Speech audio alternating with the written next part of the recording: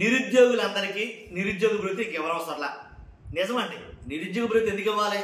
అసలు దేనికి ఇవ్వాలి? నిరుద్యోగ భృతి ఇవ్వాలని రూల్ ఏమన్నా? ఈ మాటలు నేను మాట్లాడలేదండి.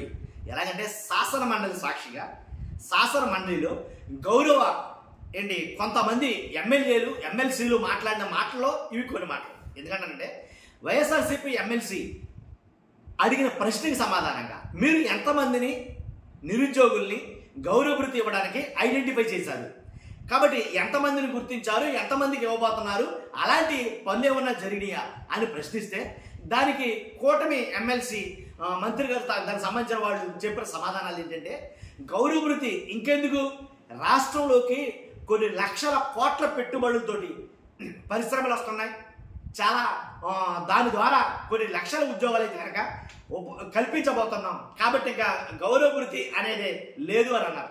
కానీ చంద్రబాబు నాయుడు గారు పవన్ కళ్యాణ్ గారు ఎన్నికలకు ముందు డంకా భోగించి మరి ఆల్ కాదిక ఎలా అంటే నిరుద్యోగులు ఎంతమంది ఉన్నారో మీరు అందరికీ కూడా మీకు ఉద్యోగం ఇచ్చే వరకు నిరుద్యోగ భృతి ఇచ్చే హామీ మేమిస్తున్నాం, ఆ బాధ్యత మాది అని చెప్పారు.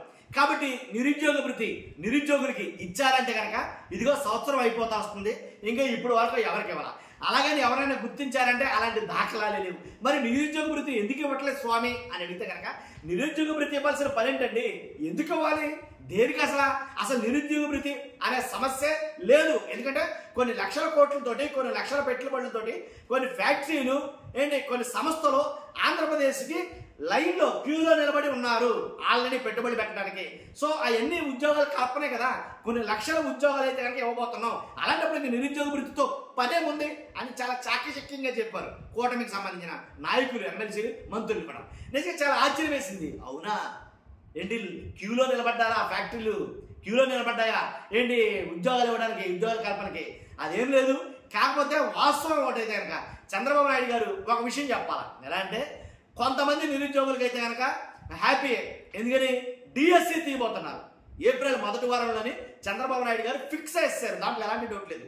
ఏప్రిల్ మొదటి వారంలో డిఎస్సి తీయబోతున్నారు, జూన్ నెలకల్లా ఎవరికి సంబంధించిన సీట్లలో వారు కూర్చోబోతున్నారు, కొత్తగా ఎంపికైనటువంటి ఉపాధ్యాయులు అందరూ వాళ్ళ సీట్లో కూర్చోబోతున్నారు జూన్ నెలకల్లా, అంటే తరగతులు ప్రారంభించేసరికి. కాబట్టి దీంట్లో ఎలాంటి మార్పులు చేర్పులు లేవు. నిన్న మొన్నటి దాకా డిఎస్సి ఆగింది, చాలా మంది నిరుద్యోగులు చాలా అష్టకష్టాలు పడ్డారు. ఎలా అంటే కోచింగ్ సెంటర్ల చుట్టూ నానా తెప్పలు పడ్డారు. ఎలా అంటే ఎప్పుడు తెస్తారో తెలియదు, అప్పటి వరకు కోచింగ్ సెంటర్లో ఉండాలా, బయటకు వచ్చేయాలా, కోచింగ్ సెంటర్లో ఉంటేనేమో డబ్బులేమో తడికి మోపుడు అవుతున్నాయి. కాబట్టి ఆ భారం భరించలేక అటు కోచింగ్ సెంటర్లో ఉండలేక ఇటు బయటకు వచ్చేలేక, బయటకు వచ్చేస్తే మళ్ళా మధ్యలో ఇబ్బంది పడతాం మేమని ఈ రకమైనటువంటి సందిగ్ధ అవస్థలో చాలా మంది డిఎస్సి అభ్యర్థులు నలిగిపోయారంటారు, ఏమాత్రం సందేహం లేదు.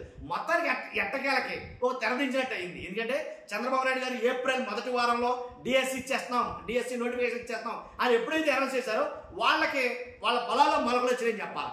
కాబట్టి కొంతమంది నిరుద్యోగులు అంటే 16,000 చిల్లర మంది నిరుద్యోగులకి ఉద్యోగాలు రాబోతున్నాయి. ఇదైతే కనుక శుభవార్తనే చెప్పాలి. కాబట్టి సంవత్సరానికి 5 లక్షలు చొప్పున ఉద్యోగాలు ఇస్తామన్నారు, 5 ఏళ్ళకి 20 లక్షలు అన్నారు. పోనీ 20 లక్షలు అనుకున్నా సరే 4 లక్షలు చొప్పున ఉద్యోగాలు అయితే కనుక ఇవ్వాలి కదా.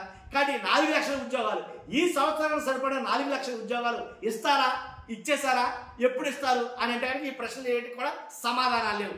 ఆల్రెడీ శాసన మండలిలో కొంతమంది చెప్పిన సమాధానం మీకు ఆల్రెడీ చెప్పా, నిరుద్యోగ భృతి ఎందుకు అవసరం లేదు కదా, ఆల్రెడీ ఫ్యాక్టరీలు వచ్చేస్తాయి కదా అని గొప్ప చమత్కారంతో కూడిన సమాధానాన్ని మనం వినాం.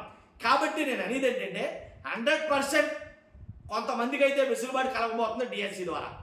కాబట్టి ఇక మీదట మరి మిగిలిన నిరుద్యోగుల విషయంలో అంటే సంవత్సరానికి 4 లక్షలు చొప్పున ఇస్తున్నారు కదా, మరి ఈ సంవత్సరానికి సంబంధించిన 4 లక్షలు అలాగే వచ్చే సంవత్సరానికి సంబంధించిన 4 లక్షలు మొత్తం కలిపి నెక్స్ట్ ఇయర్ ఇస్తారా, లేకపోతే ఈ సంవత్సరం 4 లక్షల ఉద్యోగాలు పూర్తి చేస్తారా అనేది అర్థం కావట్లేదు. చూద్దాం ఏం జరుగుతుంది ఈ నిరుద్యోగుల పట్ల ప్రభుత్వాలు ఆడుకునే తీరుతెల్లు. దాని మీద మీ అభిప్రాయానికి వస్తే కామెంట్ రూపంలో తెలియజేయండి.